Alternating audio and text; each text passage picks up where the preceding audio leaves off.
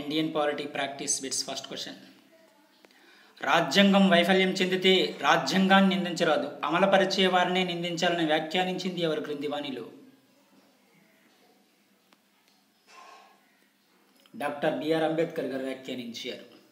రాజ్యాంగం అనేది వైఫల్యం చెందితే రాజ్యాంగాన్ని నిందించరాదు, అమలుపరిచే వారినే నిందించాలని వ్యాఖ్యానించింది ఎవరంటే డాక్టర్ బిఆర్ అంబేద్కర్ గారు వ్యాఖ్యానించారు. Next question. ప్రవేశిక అనేది రాజ్యాంగానికి ఒక గుర్తింపు పత్రం వంటిదని వ్యాఖ్యానించింది ఎవరు క్రింది వాణిలో? ఎంఏ నాని పాల్కీవాలా వ్యాఖ్యానించారు. ప్రవేశిక అనేది రాజ్యాంగానికి ఒక గుర్తింపు పత్రం వంటిదని. Next question. ఈ క్రింది వాణిలో సరికాని దానిని గుర్తించండి. పైవన్నీ కూడా సరైన సమాధానాలే. బ్యాంకుల జాతీయకరణ 1969, అదేవిధంగా వెట్టి చాకిరి నిషేధ చట్టం 1976, అదేవిధంగా వన్యప్రాణి సంరక్షణ చట్టం 1972. పైవన్నీ కూడా సరైన సమాధానాలే. Next question. ఈ క్రింది వాణిలో ద ఇన్సైడర్ అనే ఆత్మకథను ఎవరు రాశారు? పివి నరసింహారావు గారు రాశారు ద ఇన్సైడర్ అనే ఆత్మకథను. Next question. ఏ ప్రధానమంత్రి కాలంలో భారత్లో నిరంతర ప్రణాళికలను ప్రవేశపెట్టారు? మొరార్జీ దేశాయ్ కాలంలో భారత్లో నిరంతర ప్రణాళికలను ప్రవేశపెట్టారు. Next question. సుప్రీంకోర్టు సాధారణ న్యాయమూర్తుల వేతనం నెలకి ఎంత? 2,50,000 రూపాయలు సుప్రీంకోర్టు సాధారణ న్యాయమూర్తుల వేతనం.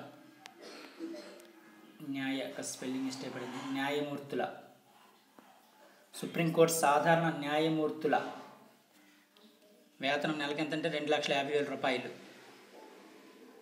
సుప్రీంకోర్టు ప్రధాన న్యాయమూర్తి అయితే 2,80,000 రూపాయలు.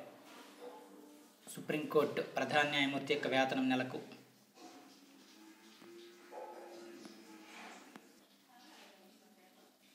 Next question. Nationalist Congress party చిహ్నం ఏమిటి క్రింది వాణిలో?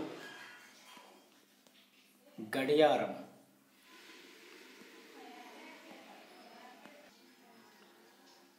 Next question. అస్సాం గణ పరిషత్ పార్టీ చిహ్నం ఏమిటి క్రింది వాణిలో? అస్సాం గణ పరిషత్ పార్టీ చిహ్నం ఏనుగు.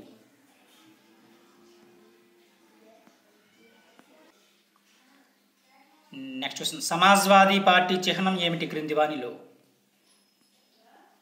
సైకిల్. సమాజ్వాదీ పార్టీ చిహ్నం ఏమిటంటే సైకిల్. Next question. ఏ క్రింది వాణిలో ప్రాచీన భాష హోదా కలిగి లేనిది? అవన్నీ కూడా సరైనవే. తెలుగు, కన్నడం, సంస్కృతం ఇవన్నీ కూడా ప్రాచీన భాష హోదా కలిగిన భాషలే. ఇవి కొన్ని ముఖ్యమైన పాలిటిక్స్ సంబంధించిన ప్రాక్టీస్ బిట్స్. మరిన్ని ప్రాక్టీస్ బిట్స్ కోసం మన ఛానల్ సబ్స్క్రైబ్ చేసుకోండి ఫ్రెండ్స్. Thank you.